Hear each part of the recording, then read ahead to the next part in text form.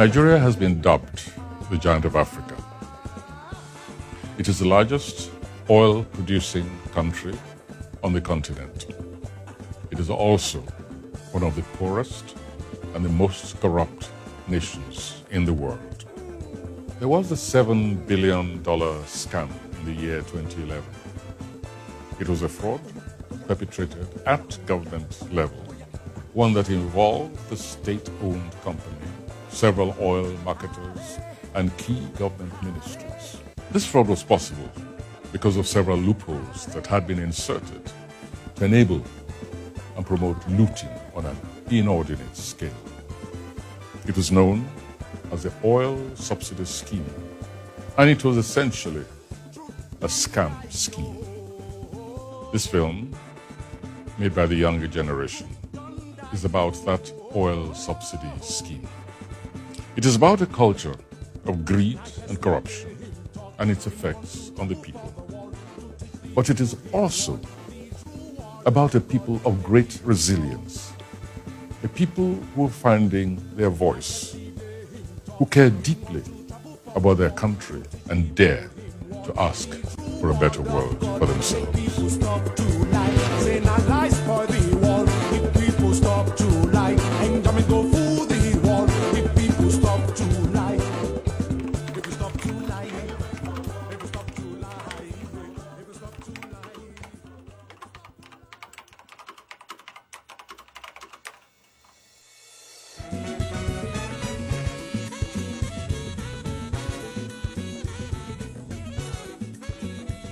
Whether fuel subsidy or no fuel subsidy, but that fuel subsidy, in fact, they pinch us in our business premises, in fact, a lot of things.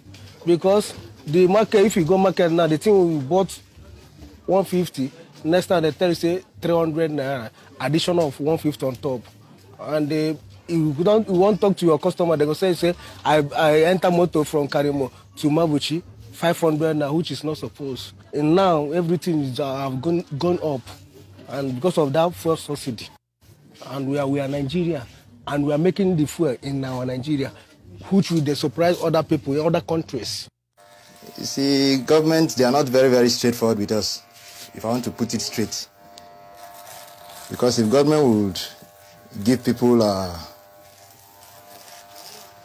the authority to import fuel, and give them the money and they cannot deliver, we see no reason why they should be playing politics with it. They should just go ahead and arrest those that are involved in it and prosecute them. Government generally in Nigeria we don't have government. It's a whole big banana republic. You see, they've been coming telling us story all the time, deceiving us. And right now in our faces, they are still deceiving us because everything they told us during their campaigning promise, and when they are campaigning, they've not delivered on anything. Of course, I'm angry because 500 naira something, you can't spend 2,000 naira or 2,500 naira. If you put it in your in your items, they will say, is it fuel subsidy?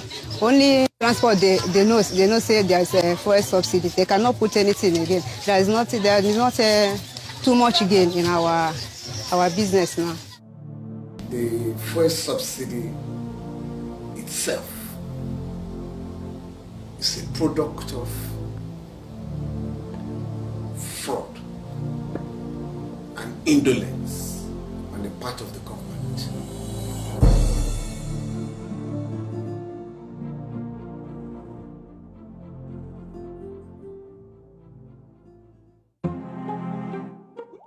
It all began with oil, and Nigeria has a lot of it. Our refineries worked until the wrong hands took over and practically shut them down. Then, to meet our energy requirements, we decided to borrow from abroad. It is at this point our problems began. In the 80s, the government introduced fuel subsidy. This was to protect our standard of living.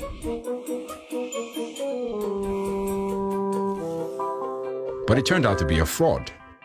The fuel subsidy was meant to last 6 months. It has lasted 24 years. Year after year, and administration after administration, fuel prices have gone up. Now, after many decades, Nigerians are still living poor in a land of plenty. And the rains continue to beat us.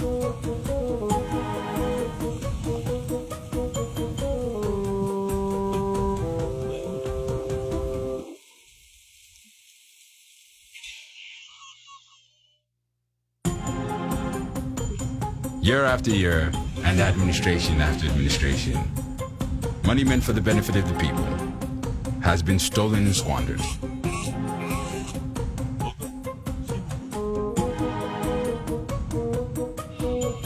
The legal term for this is misappropriation.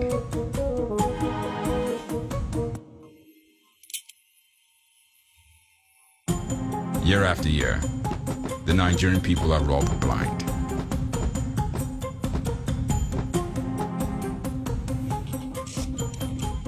In 2011, the figure for fuel subsidy alone was over $6 billion.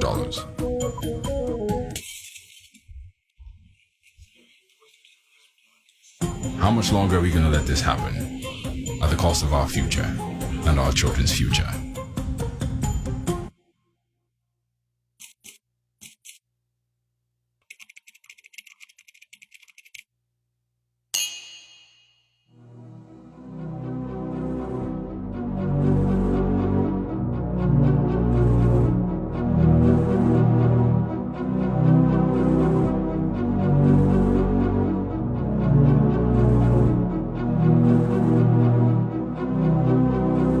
At the end of 2011, there was a debate in Lagos between the government and civil society over the increasing cost of fuel subsidy payments. The government was pushing for a complete removal of subsidy and petroleum products, which would drive fuel prices up. The people, represented by civil society, were against this, as the government was not offering any meaningful solution to the expected rise in the cost of living. Is there a subsidy? Yes, there is. In 2003, the government took away the discount that NNPC was getting when it went to buy crude on the open market, and instead ensured that NNPC bought at global crude prices. At the same time, it asked that NNPC give a discount for the products that the refineries refined and put on the market. We feel that the present subsidy we have now does not work for the poor in our society. And that's why we want to shift the resources to help them. So please, I just want to say to you, as Nigerians, that we are going in the direction that Femi Falana, Ben Bruce, my brother Olisabakova have outlined. And that is to work for the poorer members of our society. We are looking not, in fact, at necessarily a subsidy removal. If you want to call it, it is actually a subsidy transfer, because we are looking at real benefits to the economy and to Nigerians that can be handed over to Nigerians, and that all Nigerians across the spectrum will feel and see from the get-go. They didn't particularly agree on many points. You need to pay salaries. Women are dying every day in childbirth. Children are dying of malaria. People are dying of AIDS.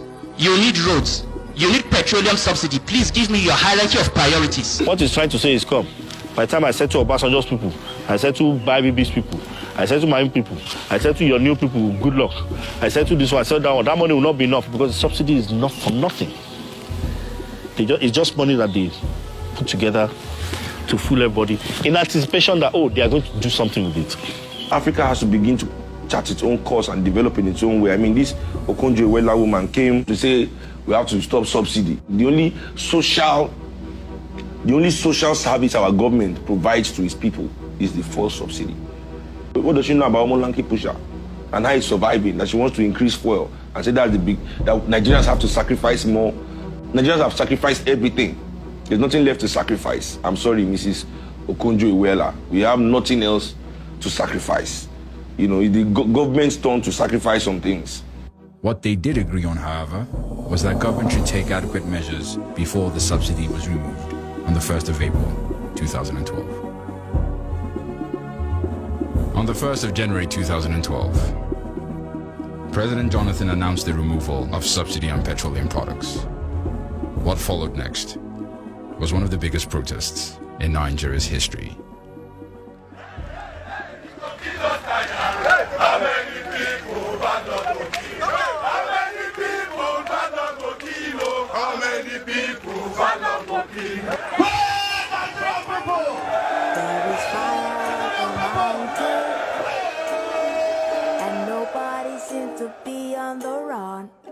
The government kept deceiving the people and saying, we're not going to remove subsidy. Definitely not anytime now. The president pulled a good one on us, 1st of January, boom. A day when Nigerians were in a celebratory mood, a day when people were looking at a new future in the new year and thinking this year has to be better, and the very first thing you do is to cut their income by 50%. Right there, without any special movie, magic, boom. We are in village, and everybody don't prepare to go village. And you know, so normal thing, when you reach your village, you have to show, as in either Abuja or Port Harcourt or Lagos.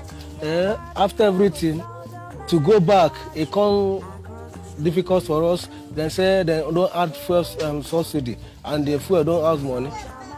And we have to manage ourselves, and we struggle. Some sell our watch, shoe, phones to go back to your destiny, where we used to find the money. You know, it's just like that. Without no need, without notice, without no information, nothing. We just hear fuel subsidy just like that. But we thank God, nobody passed God. We suffered a lot during that January time. I paid 4,500 from here to Zuba to go and carry my plantain. When I come back, I didn't make it. When I try, I go back again, 2,500 from here to Monday Market. I couldn't make it at all. But how are we going to do? We are managing. It's too much. Everybody don't tire, and not really me tire for sufferness. How sufferness is not a tired person. Via social media, we got people to come out, and the turnout was extraordinary. Then the uprising in Libya and Tunisia and Egypt was just ending. And we will feel in Nigeria, this is our time for us to do ours and come out successful. Greatest Nigerian people. Yes. I say we cannot agree to fuel subsidy removal. We cannot agree to corruption. Our children don't fit go school. Jonathan won't chop 1 billion. Our children don't fit go school. He won't drive 280 million naira car. We don't fit agree. The first night where we were on the streets at Eagle Square and the soldiers came to attack the people on the streets.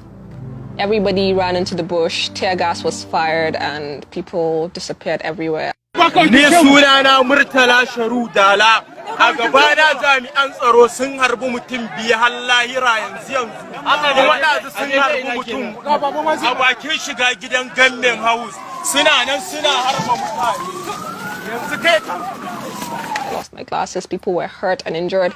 And then 5 minutes later, we regrouped and stood on the streets and started singing the national anthem. That for me was a defining moment.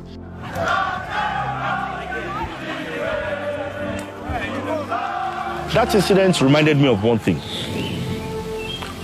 We have a quasi-democratic process in place. There's a civilian at the helms of affairs, but there's a military attitude underneath. If it was during Obasanjo's regime, there's the Alice Madueke for increasing fuel price until the investigator will have been suspended as the minister. This government will not inflict pains on ourselves. This government is a government elected by ordinary Nigerians. We will offend God if we do things to bring perpetual pain to Nigerians. We give all the best we can for this government to be installed. Yet, after the selection of this government, there's no time we are insecure like this time. There's no time Nigerians are unsafe like this time. There's no time we experience hardship like this time.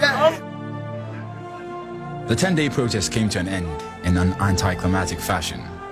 13 people were reported dead, and the labor unions were considered to have sold out to the government. The protest did catch the attention of the world, and while arguably successful, it came with its fair share of casualties, one of who was Ademola Aderinde.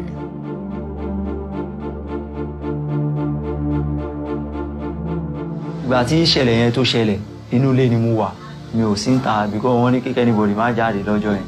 So inú ilé mi wà, èmi kàn gbọ́ ariwo ládùúgbò bí mi ṣe jáde nìyẹn. mo ṣàwárí táwọn èèyàn sá eré mo ṣe wá dé junction bíbá ẹni yẹn mo wá rí pé wọn láwọn ọlọ́pàá ti yìnbọn fún àwọn èèyàn o pé àwọn tó ń yìnbọn fún gan pé wọ́n ti rush wọn lọ sí general hospital èmi dẹ̀ wá sí shop mò ń gbà tí mo dẹ̀ wá dé shop lẹ́nu kan wá sọ fún mi pé ṣé mo rí pé ìbọn ti ba àbúrò mi náà ni mo ní láíláí mo ṣe gbé machine mi nìyẹn bá lọ sí general hospital mò ń gbà tí mo máa débẹ̀ yẹn òkú ẹ̀ ni mo bá in fact ìgbà tí mo tó délé mo tó mọ̀ pé mo ṣì wà láì pé mo ṣì jẹ́yàn because àwọn èèyàn kan gbé mi kúrò mẹ́rin tí mo bẹ̀rẹ̀ sí yíra mọ́lẹ̀ nígbà tí mo rí Démọ́lá tó ti kú. nǹkan tó ṣẹlẹ̀ ni pé Démọ́lá ilé dáàdì mi ló ti kọ́ṣẹ́ nígbà tó dẹ̀ ń kọ́ṣẹ́ tèmi ti máa travel lọ sílé máa sọ fún pé tó bá ti parí iṣẹ́ pé kó máa wọrí kó máa tẹ̀lé mi wá ṣèkó òun náà máa wá ṣiṣẹ́ ìgbà tí mo dẹ̀ parí iṣẹ́ mi tí mo wá fẹ́ ṣe freedom year 2006 mo dẹ̀ mú wá ṣèkó so láti ìgbà yẹn ló ti wà pẹ̀lú mi ó dẹ̀ ń bá mi ṣiṣẹ́ ṣọ́ọ̀bù mi bíbá yẹn náà lájọ wa látijọ́ ń ṣiṣẹ́ ó jẹ́ ọmọ kan tó níwà tó dáa kò ń ṣe ọmọ oníjẹ̀gbọ̀n kò ń ṣe ọmọ tó ń fa wàhálà rárá lẹ́nu iṣẹ́ ó wà àdùn ọkàn ó ń múṣẹ́ lọ́kùnkúndùn inú gan-an nígbà tó bá rí pé kò ṣiṣẹ́ ńlẹ̀ ó máa gun ọ̀kadà lọ ó lẹ́nìkan tó gbé ọ̀kadà fún láyé pọ̀ sí ó dẹ̀ sanwó ẹ̀ lẹ́yìn tí ó bá ti ṣiṣẹ́ ńlẹ̀ ó máa gbé ọ̀kadà yẹn ó máa fi ṣiṣẹ́ lọ. nǹkan tó ṣẹlẹ̀ ni pé èmi àti ẹ̀ tábàjọ wà ń bíbá yìí tábàjọ ń sọ̀rọ̀ èdè lúwa nìkan la máa ń sọ so gbogbo ìgbà ni mo dẹ̀ máa ń rántí ẹ̀ so tábà ti jọ ń sọ èdè lúwa yẹn gbogbo àwọn tó bá wà ní ẹgbẹ́ wa gan máa ń rẹ́rìn so nǹkan tí mo fi ń fìlẹ̀ ni ṣèbí torí sọ́sídì yẹn náà ni Démọ́lá náà ṣe kú àwọn ọlọ́pàá ló yìnbọn fún wọn ti da ẹjọ́ yẹn wọ́n ní ẹjọ́ yẹn ṣe wà ń court.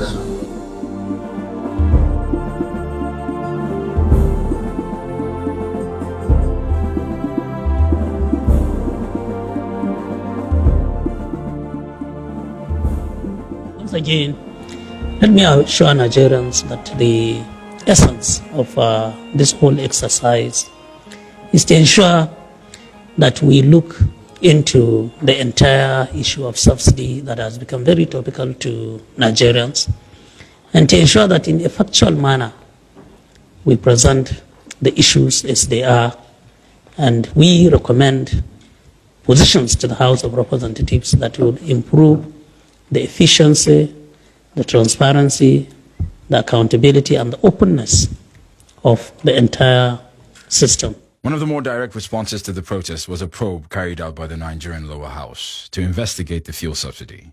With over 100 testimonies and 3,000 documents submitted, the results were staggering. And nothing but the truth. So help me God. So help me God.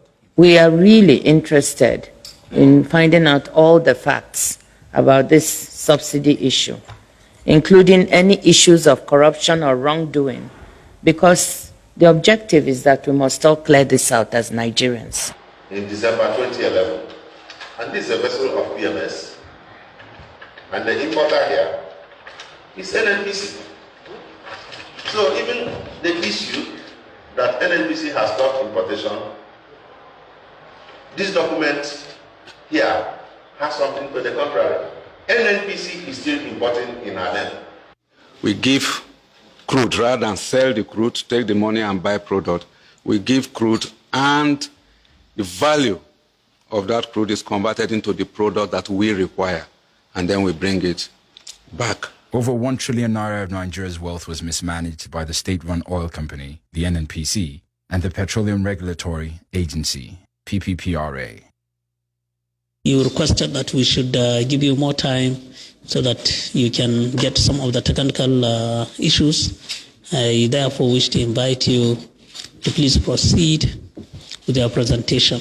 We ended up with a figure of 1.43 trillion for what we have been able to pay so far. And that figure is based on a consumption of 35 million litres of PMS and 10 million litres of kerosene. The issue is that these figures are irreconcilable as of now.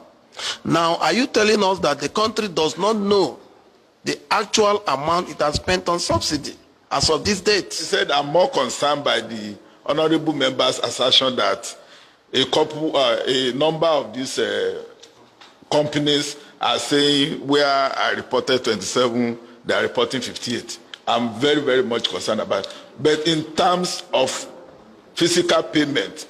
CBN cannot have a different figure because the figure CBN is reporting is figure from my office. It is natural, I presume and assume, that if someone is giving you a figure that stops at August, and someone gives you a figure that stops in October, that there will be differences in numbers. There were conflicting figures on how much the government spent on subsidy, and there was an astonishing level of fraud, forgery, neglect, and bad management by both the government and the oil marketers.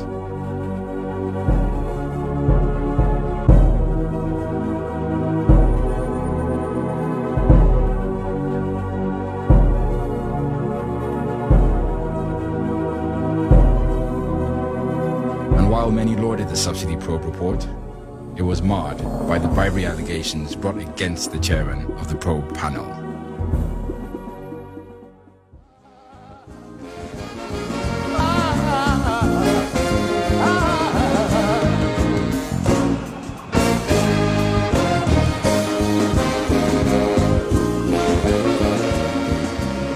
Corruption is a way of life in Nigeria and has been a constant plague since our independence 52 years ago.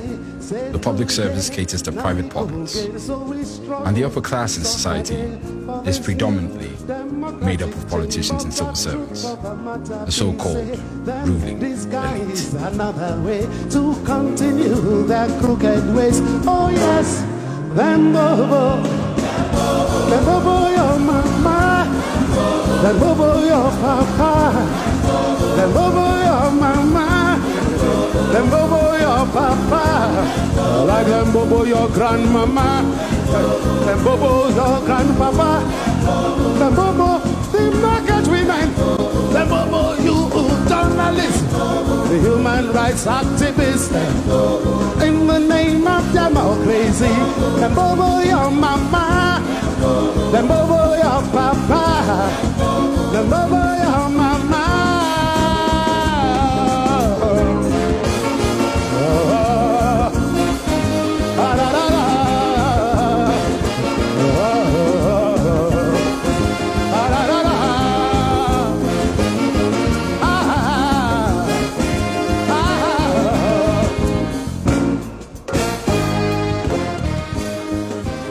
Sadly, the bribery allegation is not uncommon in Nigeria, as the people who are meant to fight for justice and equality are the same people that steal from the country. A vicious, unending cycle. The current Otedola Lawan Farouk face-off is a clearly calculated attempt to rubbish that report so that Nigerians will be distracted from calling for the prosecution of thieves who have stolen that money to now begin to talk about the petty $620,000 that Farouk Lawan was alleged to have taken away. Make no mistake about it. Two crimes are involved. Yes, Farouk Lawan needs to be prosecuted if he actually took that bribe. But at the same time, we must never let our eyes to veer off from the ball, from the overall goal, which is to rein in this cabal. This set of thieves, this set of felons who should be occupying prison cells, but who have constituted themselves into a ruling elite with their private sector collaborators. This thing that pains me most there is that after looking at the case, they die it. And when they get you for market, thief market, then we go put you for jail. But those people, they are called themselves minister, all those and this and this and that, they are there. We can carry biro and thief our money and know anything. The only thing we hear it on news, hear it on paper, but after everything, what is the punishment? Nothing. We've seen corruption move from millions to billions to trillions. And so it's quite disappointing. Until Nigerians will come and say no to this kind of leadership we are seeing. For the past, from independence till today, we've not had any good leadership. It's high time we come out and tell our leaders that we are ready to even lay our lives down. That is the only time we'll achieve headway.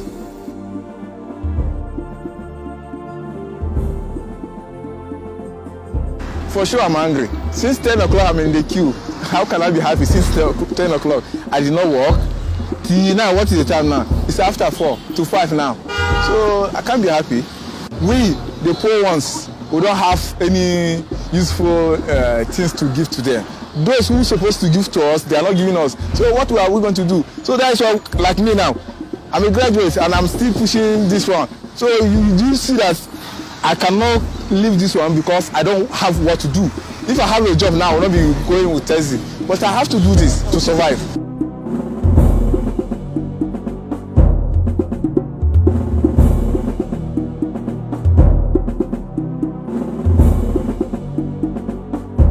So what we go do now? We don't get power now. We are only praying that God will see us through, because we cannot fight them.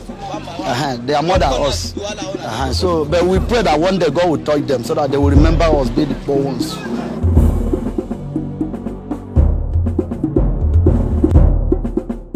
Now, my brother, the thing is becoming too bad. Sometimes our rulers make us to feel bad because I don't see the reason why we have fuel, but we keep on suffering about fuel issue. As seen with the protest, the people realize that the power to change the status quo is in their hands. What they do with this power remains to be seen. I'm quite confident that things will never be the same in this country. Nigerians now know that if we're mobilized, they can send packing those who have continued to multiply poverty in the land.